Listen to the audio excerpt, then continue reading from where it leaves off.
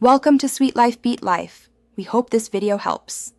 In this video, I will show you how to change a Subaru Crosstrek headlight. First, gather your essential tools.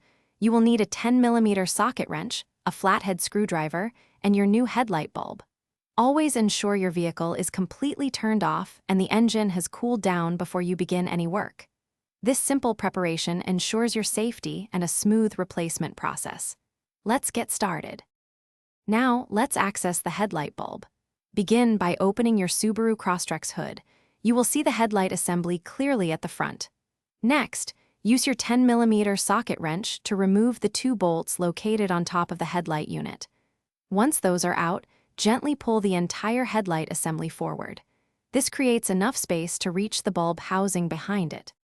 With the headlight assembly accessible, it's time to replace the bulb. First, carefully disconnect the electrical connector from the back of the old bulb. Then, twist the old bulb counterclockwise to release it from its housing and remove it. Take your new bulb, insert it, and twist it clockwise until it is securely in place. Finally, reconnect the electrical connector to the new bulb. You're almost done? Now, gently slide the entire headlight assembly back into its original position.